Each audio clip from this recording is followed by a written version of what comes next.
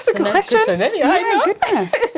I'm like, I'm not Ugandan. I live in England. I live in East London. Like, I've never been to Uganda. Like, and I remember somebody in primary school was like, no, but where are you really from? And it was a white person. And I was like, okay, like, I'm not from here. I've always had problems, even I think with just black, because I'm like, I'm not black. My skin is not black. A lot of the identities that are placed on me, I think I'm not a big fan of. Just don't think you have the right to tell me who I am. And that's like my number one identity.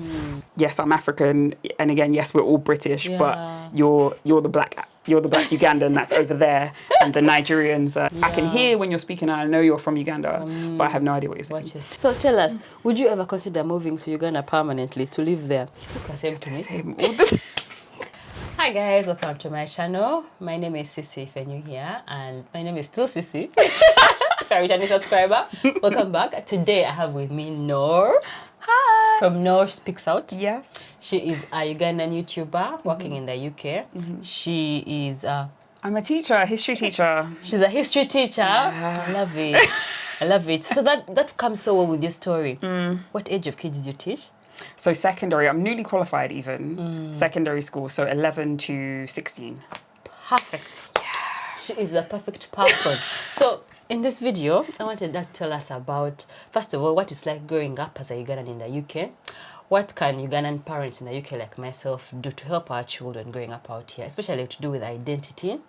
I love her channel because she usually shares stories of diaspora and people in the diaspora, like Africans, Ugandans. Go check her out. Yes. I've also done a video with her. You can go check it out. And I really enjoyed it. Usually I'm interviewing people, but there I'm the one being interviewed. If you want to see me on the spot, Yes. never before seen stories. If you would like to hear from me, make sure you go check it out. Yeah. I'll link her channel here. Make sure you like, comment, subscribe, everything, guys. So, welcome to the channel. Thank you. I feel really shy. The first video I watched on her channel is her and her mom, which was so cute. I loved it so much. So from that video, I know that she arrived, like my Gabi, in the womb. In the womb, guys. It was so she's serious. I don't know if you're a first or second generation immigrant. I feel like everybody would say, well, I was born here, technically. Yes. You know, but I you was were made in Uganda. Thank you. I was in the pot, you know, stewing away. Yes. So what was it like growing up as a Ugandan in the UK? First of all, when did you realize that you are Ugandan? Or when did you have that concept of Uganda? When did I don't... Ooh, that's a good question. Yeah, Goodness.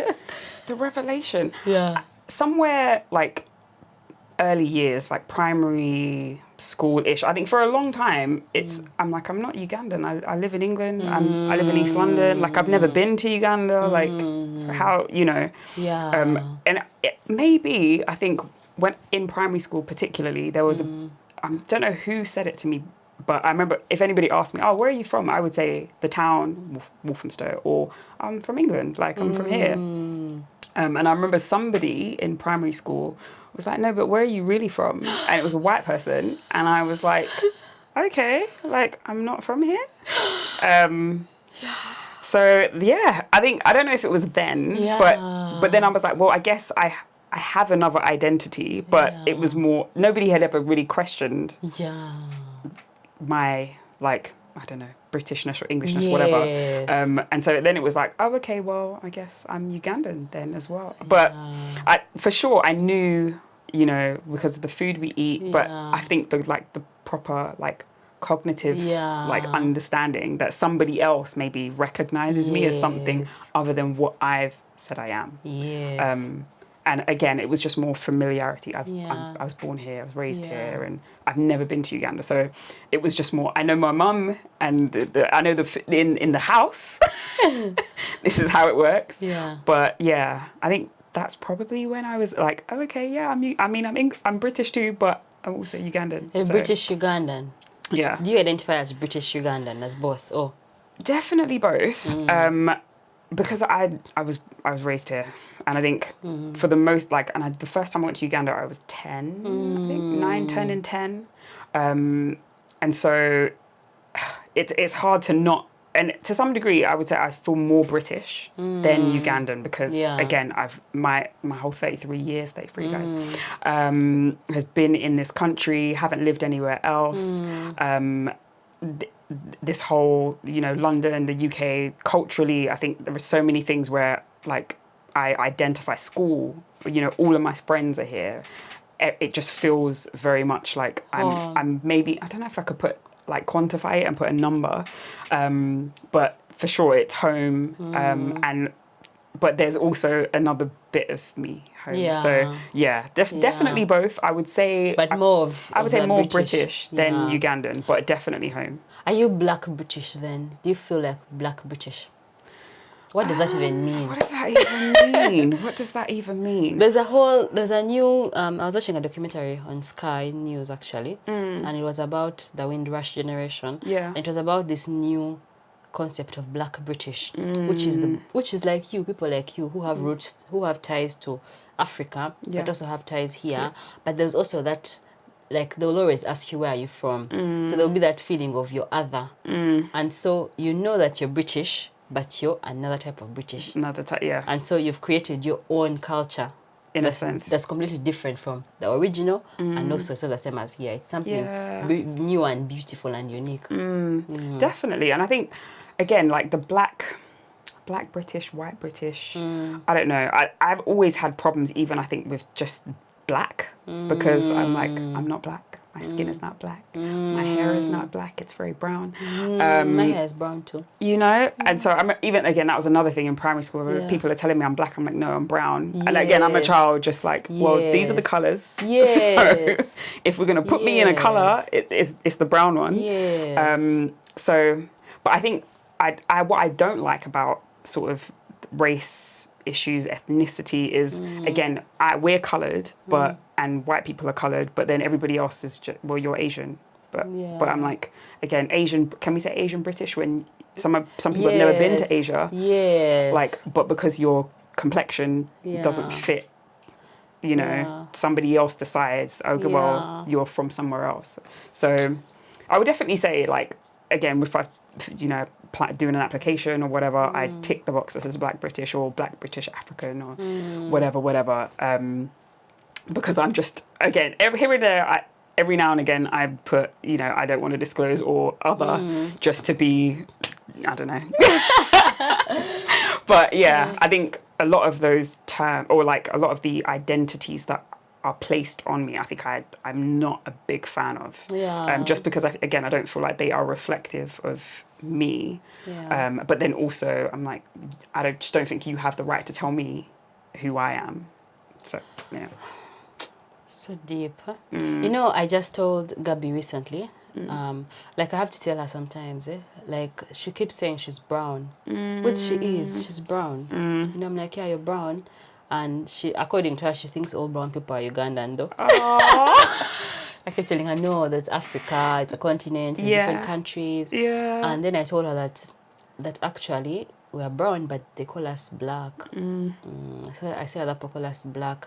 Then she said, what about the white people? I told her, they're not white either. They're actually pink. That shade, what do you call it? I don't even know. It's pink. It's pink to me. So there's that confusion.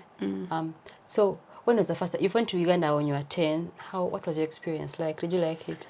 No, we didn't. Let me not say we. I'm just. But speaking for yourself. Speak for yourself. Speak for myself. I know before I bring all of them down with me. No, I think it was like hot, but like that side of it, I was like, yes, come on, because even though I was born and raised in this country, the weather makes no sense to me.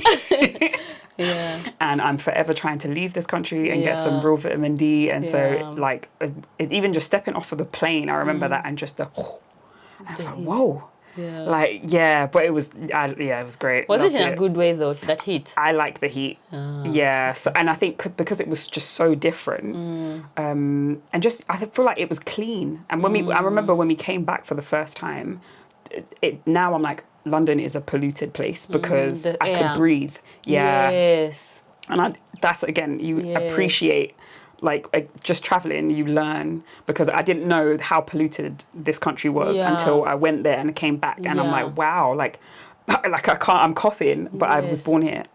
Air pollution lived is a here. cause of death here too. You know, I know someone going to Uganda soon, and just yesterday I was telling her that breathe for me. There's that feeling, especially when you go to the village. The Kampala is polluted, Yeah. but when you go to the village or anywhere that's far off, because the good thing is we have a very tiny space that's polluted. You just feel there's a way the air feels so clean and so crisp. Yeah. Yeah. No, that was So you sweet. liked that. What didn't you like? What I think, again, in Uganda, I would say it's similar to some of the experiences I had here, where, again, here I was being told that I'm Ugandan or I'm African, I'm black. And then in Uganda, it was, well, you're not Ugandan, you're Mzungu. And I'm like, what Yes. do you mean? Isn't that a Yeah. white person? Isn't that a foreigner? Like, Yes. so I'm foreign. But then I'm like, well, I am kind of Yes. foreign. And so it was, I think, just, again, that confusion of, again, these identities that are forever pushed on me. And then it's like, okay, well, if you're telling me then I don't fit in, and you're identifying me as another other, but my mum says I'm I'm part of this. So it was a little bit of a, just confusing, but also quite frustrating, where, okay, well, how do I then connect with the culture that is, also home in a way, but when I am home physically, I'm made to feel like I shouldn't feel home, if that makes sense. It makes a lot of sense. Yeah. I did an interview with Jan, which I will link up here, and she said exactly the same thing. When you go to Uganda, you're treated different. When you're here, you're treated different. Yeah. So it's like you're constantly. Like, So what do you do for identity? What? So who are you? who am I, girl? You went deep. Yeah. Who am I? I think identity. What do I think about identity? Yeah. Personally, I would say I'm a daughter of the Most High, and that's like my number one identity. And all of the rest for me are I'm a teacher. That's like that's second. All of those things are secondary. I am a daughter. Yes, I'm a sister. I was about to say I'm a mother. There, I'm not. I'm an auntie. I'm a friend. But I think all of those, I do, for the most part, I would say I'm British. 100% I would say I'm Ugandan. And I think even if you want to say that I'm not British, or somebody wants to say that I'm not Ugandan, it's up to me to decide those things. But I would say, first and foremost, I am like a daughter of God. And that everything else kind of comes thereafter. And to some degree, I feel like they aren't as important, so it doesn't necessarily matter. And if you want to question my Ugandanness, if I can use that word, or or again my Britishness, whatever, good for you. Like, it's not all that important anyway. But I know that really, and if I lived wherever, if I wake up tomorrow and I say I'm gonna be in Brazil, or I don't know, like South Korea, I like whatever identity I think I choose to take on, it's up to me. So I would definitely say, like, I'm all of those things, but first and foremost, I'm a believer. I love the Lord, and that's, I think, for me, that's the main thing that's sort of maintained my like sanity and peace of mind, where we're all part of the Lord's creation, and for me, I think just having that relationship with God and just having that solid foundation in myself, again, like all of the other identities, all of the other views and opinions and voices and people that speak and say things, lovely, but what does the Lord say about me? And that is what he says about me is true first and foremost, and then we can go from there. So basically, you choose your own identity. And I agree. I think at the end of the day, you decide. But just as a child, it's so confusing. So what do you think as a parent? What can a parent do to help their child in terms of identity? Because when you're a child, you're still being told. Even as an adult, some adults still haven't realized it. Yeah. You might be watching this and you're actually just realizing now that you haven't decided for yourself, and you're taking what other people are saying about you. But you have to actually decide your own identity. So what's your advice for raising kids like you? These babies. Yeah. I would say empower them, like, to know that it is their choice, because I don't know when I just decided like, well, I don't care what you think.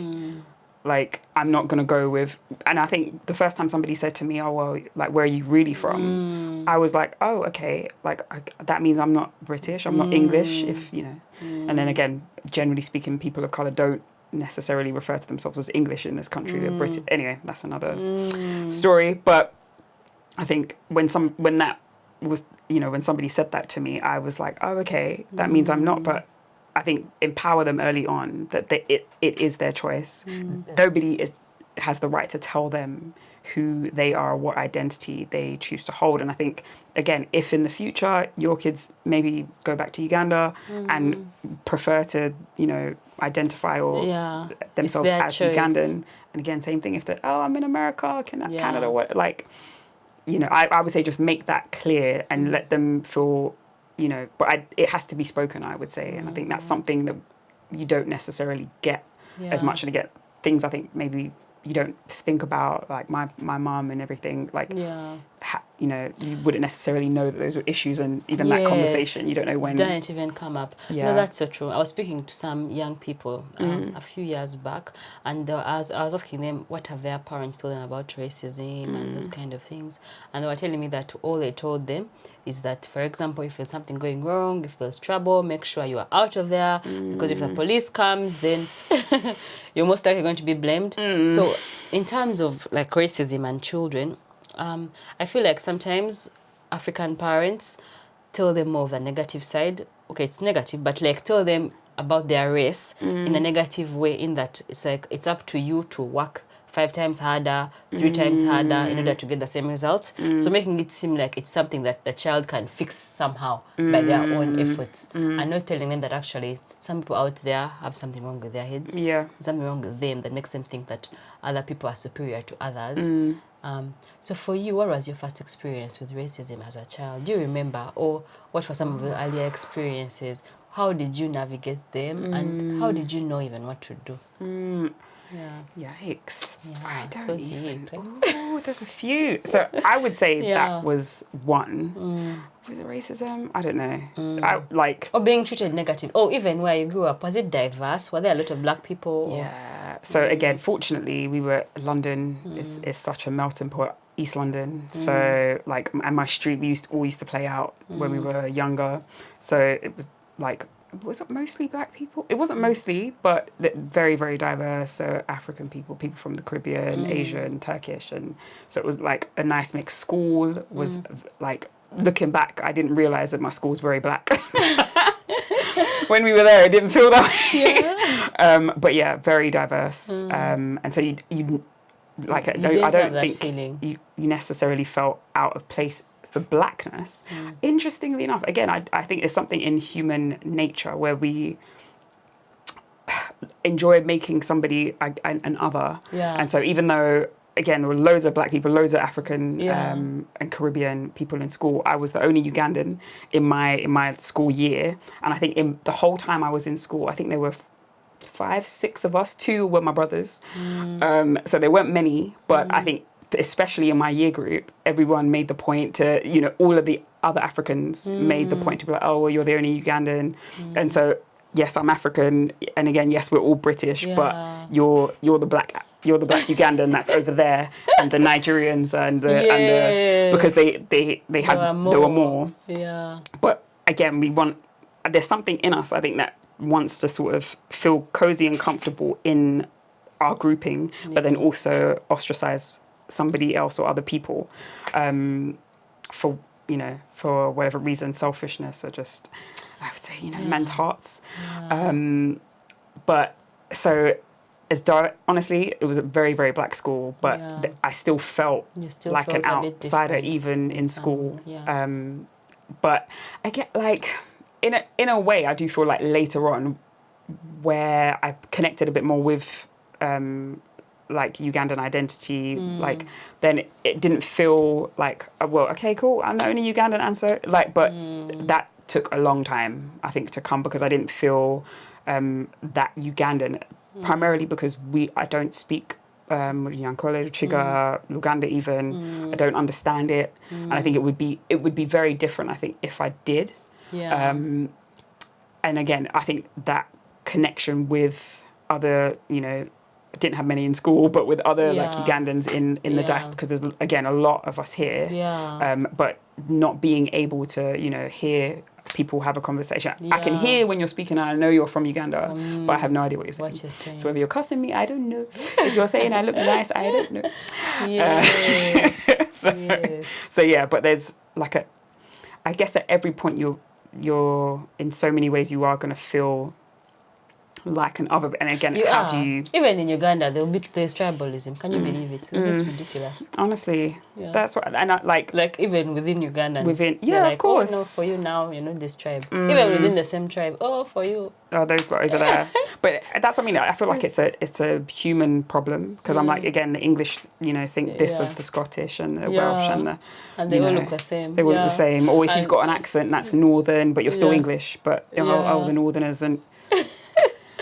Yes. You just can't win. I remember when I came and it was my first time interacting with so many white people, and to me they were all white people. And I remember having to ask someone. I actually told them it was so rude now looking back, but it was ignorance. I just didn't know.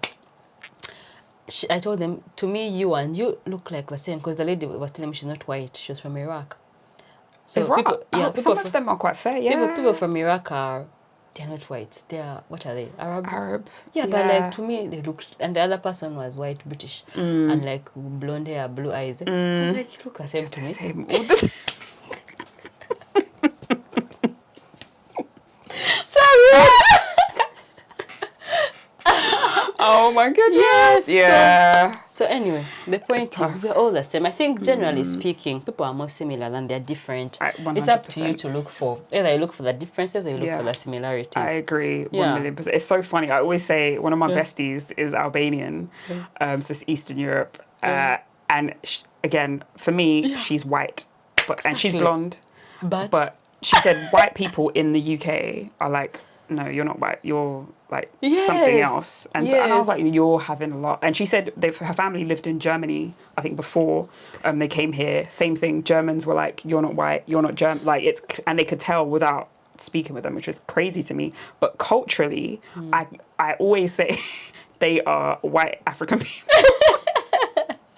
The culture is so similar. It's unreal. Like, and when she got married and like we visited the country, I was like, oh my days.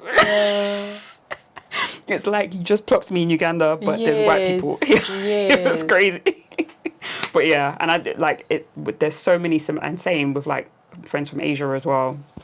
Cultural similarity is mad. Again, if you're looking for it, but I think if you're going out to, or to make somebody an other, then you'll always find a reason. Yeah. So what about in terms of the school? You mentioned that you went to a school that was very diverse. I have a question for you that I sent you earlier.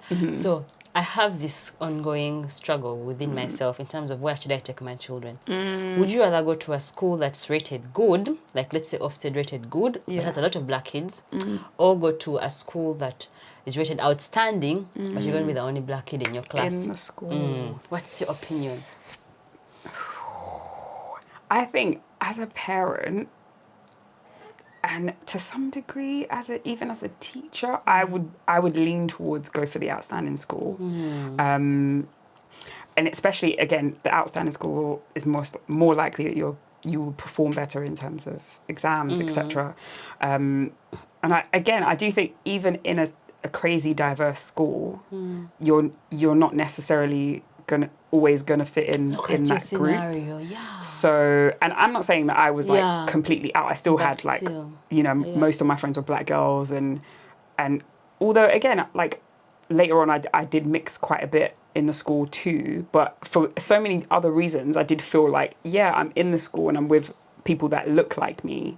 But in so many ways, I do feel like I'm an other, even within this group of friends who are my friends, who are my people, you could say.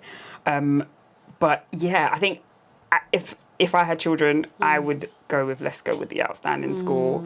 If it's like really like there's nobody, because again, the difference is just would be so apparent, whereas like nothing, you know, on the surface, you couldn't see that there's a difference necessarily. Yeah. So I don't know what impact that would have Yeah. on a young person. Yeah. And I don't know anybody who went to schools that were that white, where like you were really the only one. So I'm not too sure, but I think it depends also on the child. And I think if I was quite shy in school, so I don't think that would have been good for the you know, secondary, primary school, whatever, Noor.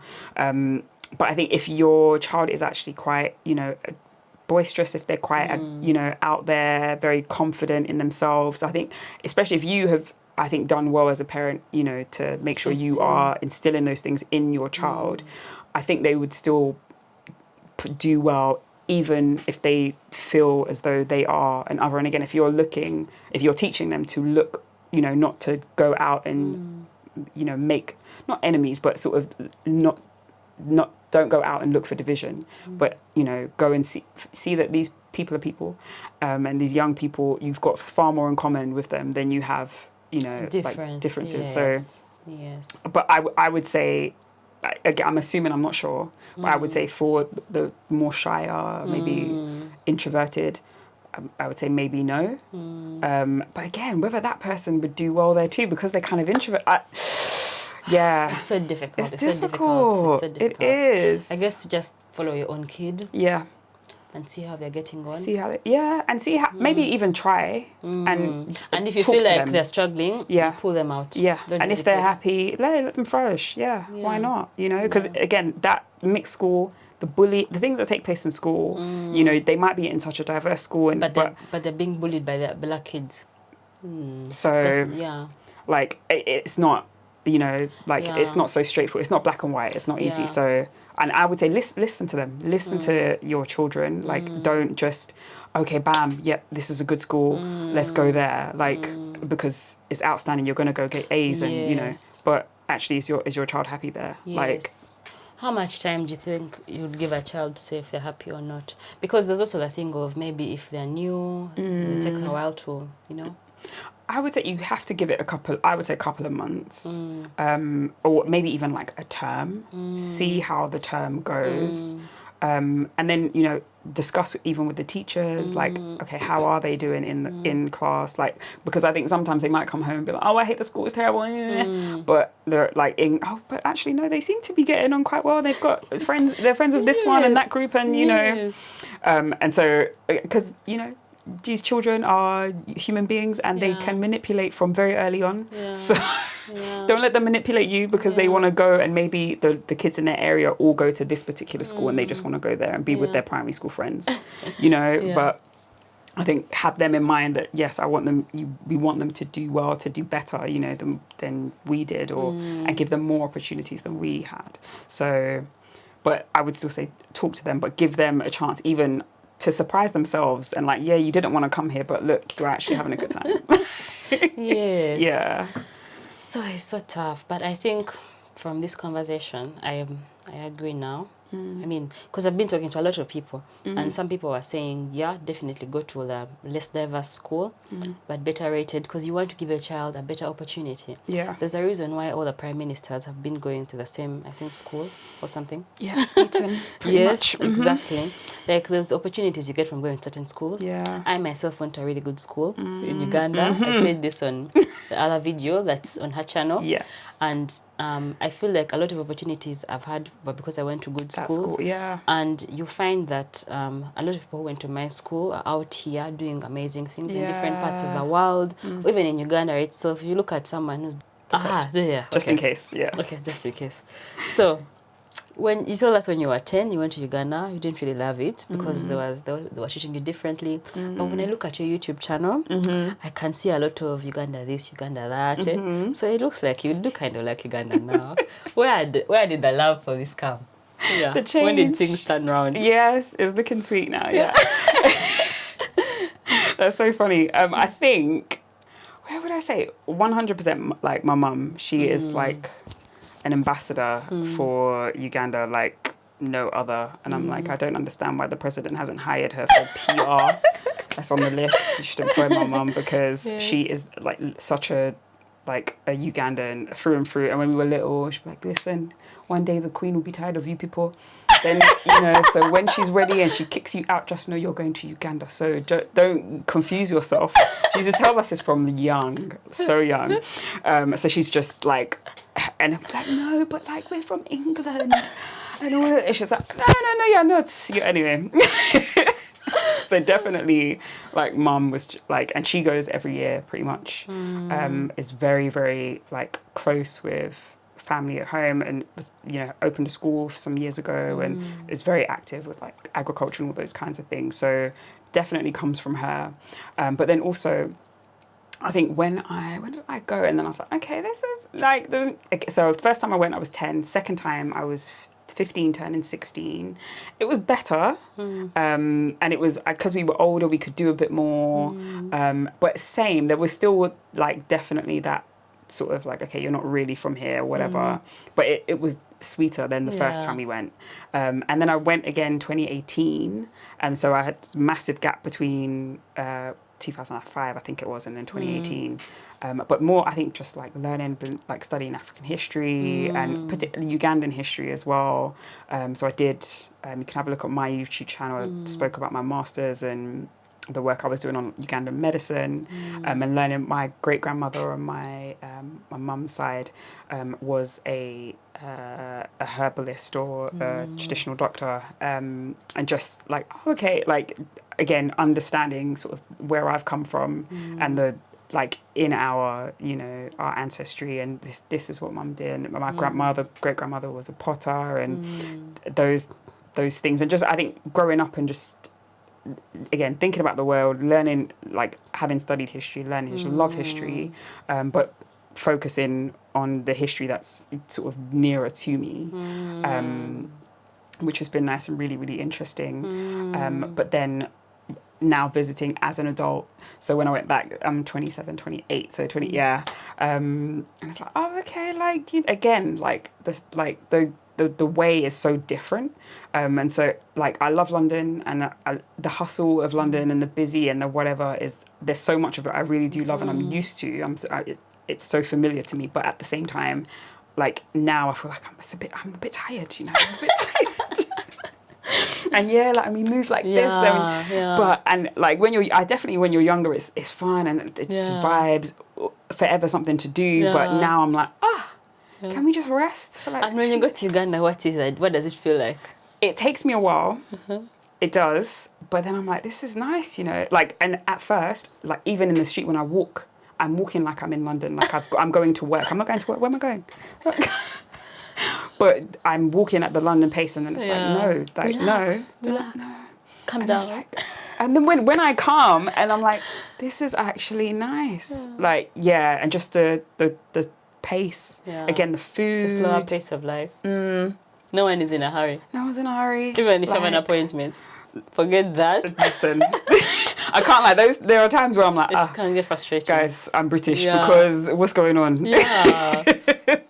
But it's really, really strange. Like, there's so many, but I think that's the nice thing about being, like, brought up in the two cultures.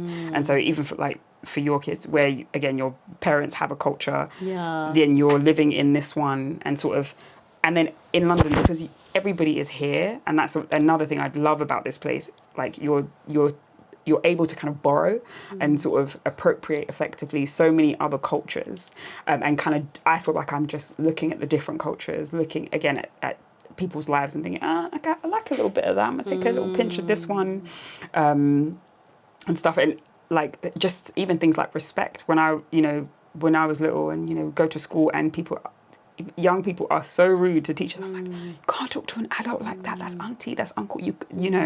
But the culture at home says that, but the culture in the UK isn't quite like that. But just all of those things where it's like, okay, and you're walking in the street and you greet people and you say hello. Oh, London.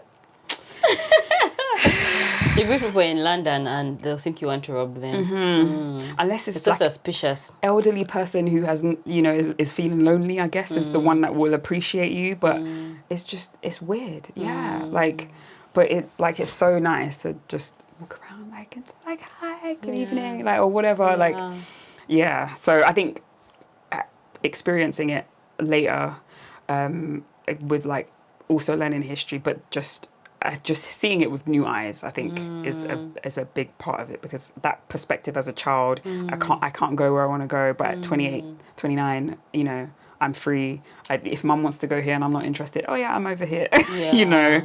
And I think, so I would say definitely expose, as parents as well, you know, expose your children to, and make sure they visit, go see, not just Uganda, other places too, but as they grow, because their perspective from, you know, as a 10-year-old and their perspective as a 19-year-old is completely different. As they grow, as their identities change and are you know, constantly being reshaped. But yeah, so I think that's where definitely from mum, but then just like appreciating the culture that's there, the people, and those experiences that I've had. It's a nice place, definitely a nice place. That's so encouraging, because the last time I went to Uganda, actually, my 5-year-old was 4. It was 1 year ago, and she got like anxiety over insects, sorry. Oh, you know, like how there are fruit flies, on like bananas, there'll be like fruit flies. And then there's always some insect somewhere, there'll be a fly, something. She got so much anxiety that she couldn't leave the house at some point. Oh no. It was horrible. Yeah, it was not fun at all. Okay.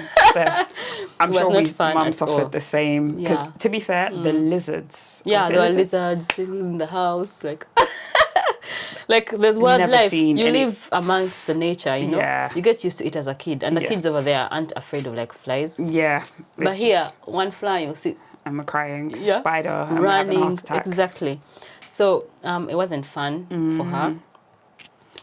Take her more. But now that she's here, now she's crying. She wants to go to Uganda every time.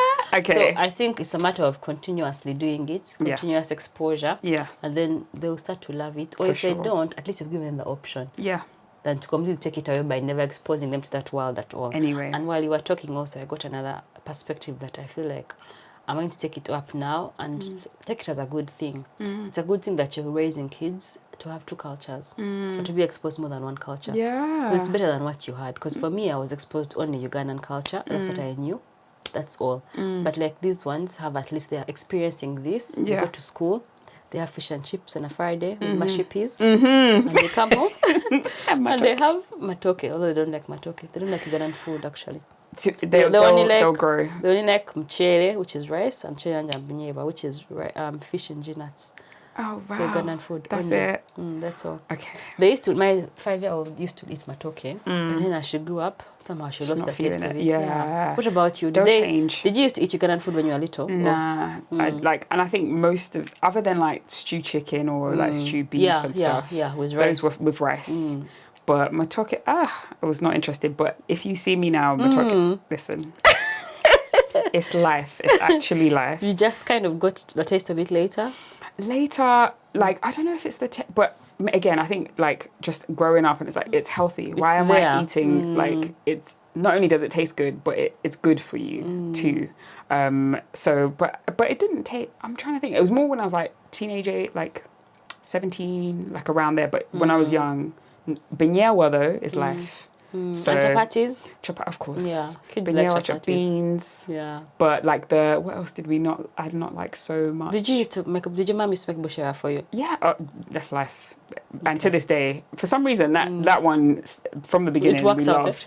And we still love. Mine used to like bushera as a baby. I went on bushera, but then now, not feeling it. Yeah, but I'm encouraged. Yeah. Because at least I see that somehow, especially if it's something you eat yourself. Yeah. Once in a while, they'll come and try and taste. Even like sweet potatoes. You can sweet potatoes. Yeah, I never used to like those. I know. Yeah. So I'm better now. Like any of these. But at least with time. Yeah. Okay, so I shouldn't give up. Don't give up. And I think like your kids you're modeling how they're going to be anyway. Yeah. So how you live, you'll be surprised, I think, later on how much they resemble you when they're adults themselves. Okay, so I should lead by example. Yeah, lead by example. That makes me happy because and like enjoy your food and they'll enjoy. Because now we make our own bread now because we don't want ultra processed foods. Yeah. Okay. So maybe when they grow up, they'll also, but they eat not the bread that we make.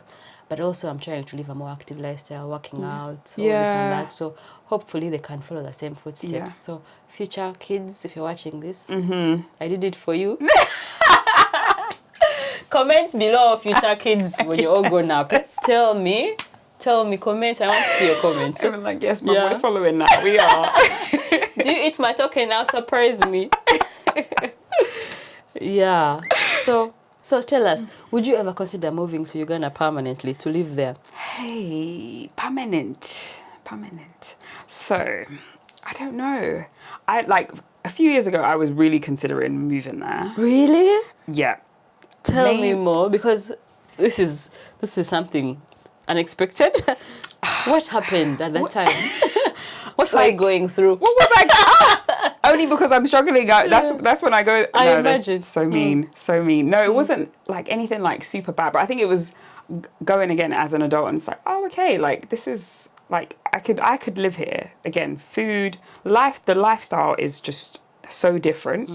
But I think as I've grown, I've become definitely more I feel like I've always been quite extroverted, but just more adventurous. And I'm like, I've never lived anywhere else. I'm definitely intrigued to see how like I would fare in another, like really live in another country. I've like, yes, I love to travel and I've been to quite a few places, but like doing life in another country. My grandmother's still alive. It would be nice to learn the language and like have a proper conversation with my grandmother before she passes away, or before I do, you know, like, so I think there's a part of like me that just wants to see how I would be there and sort of the person I might like, and just whether I could do it. You could. Because I think it's... You could. Do you know, last week I was talking to someone. So in case his video is out, I'll link it up here. He's called Dr. Ferdinand Lally. Okay. And he's a Ugandan doctor, a researcher. But he moved to Uganda for 4 years with his wife. His wife was a teacher, and she was working at one of the international schools over there. Okay. So I think you would work in an international school, right? Definitely, because international school in Uganda means like British school. Okay, so like British curriculum. Yes, British curriculum. Okay. Yes. And they lived in Uganda for 4 years. Okay. But his wife is Irish.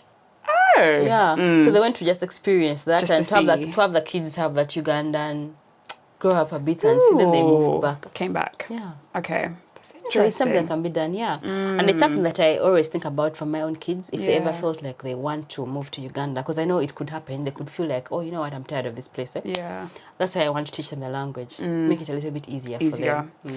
That's my drawback, I think. And that's all, like, and if I knew, like, even if I just knew Luganda to a level. But you can learn it. True. But then I'm trying. But I think if I already knew... It would be even easier. It would be easier. And I wouldn't have, like, because I'm now, again, even when I was thinking about it a few years ago, and now, every now and again when it pops into my mind, and my mum's always like, God, you can whack in this. She already said international schools, and everybody keeps suggesting schools now that I've qualified. But I'm like, but I can't. You can't, let me tell you. Get around. It's not the same. Uganda is nice if you have money. You need money. And if you're in an international school, I'm assuming they will be paying well. Especially they'll be paying for Ugandan standards, which is, if you're living in Uganda, you can afford to have a nice life in Uganda. And experience it. I don't think forever and ever. Yeah. I don't think even me myself, who was born and raised there, I don't know if I would go back to Uganda forever and ever, to be honest, at this point. I'm not sure, because I have kids here, and I'm not sure. Even when they're older, like, what if they need help? I want to be that grandma, you know? And they have I want to be that grandma who's, you know, helping out. So school drop-off, school pick-up. I want to be there for my kids in that phase, especially because for me, my parents are not here. Yeah. So I want to be there for them. I'm with you. So consider it. And the thing is, you would fit in. They're not going to look at you from afar. You know, the problem with racism, let's say, is that someone just sees you and they know you're different from them. But in Uganda, let's say for you, it's about talking. It's only when you talk that they'll say, and the main problem is they want to cheat you. No, in Uganda, my mouth is closed. I haven't even begun. I'm not even trying to say anything, and they know I'm not from there. And genuinely, it's the English accent. That's all. No. Before I speak, they know I'm a Mzungu from. I think that you are too afraid, and so maybe people can sense Like there's some air you're giving off that you're not That confident. you're not from there. Maybe. I don't, because That's all what I my would friends say imagine. the same thing. Like, and even my friend who is from Sri Lanka, she was born there, speaks the language. She said they can tell that she is not from there. And before she says anything, and then she speaks, and then like, oh, like she knows like the language. But she was like, before she said a word. Maybe your clothes. Maybe you wear too nice things. Yeah. Look at me. Maybe you wear very My nice things and money. they just see you and they're like, I can smell the money. I can smell the money. Maybe it's the hair. I should cut my hair or something. I don't know. Because now people do natural now in Uganda. When I was growing up, it wasn't a thing. We even used to blow dry my hair. But then with time, hot comb it. Now natural is cool. It's the thing. Okay. It is now. So anyway, comment below what you think. Should she move to Uganda? Should I? Where should she go? Where? Ooh. Will she? Will I? Oh, I did go to the north of Uganda last year. Went to Gulu. Gulu. Same. I've been to Gulu not last year, but where did you go? I loved it. What? Just in town. So yeah. I think we should close the video and continue this off camera. Yes. I really enjoyed this conversation. Thanks Me so much too. for coming. If Thank you like this you. video, which I am assuming you did, if you watched up to this point, give it a thumbs up. Yes. It really helps our channels. If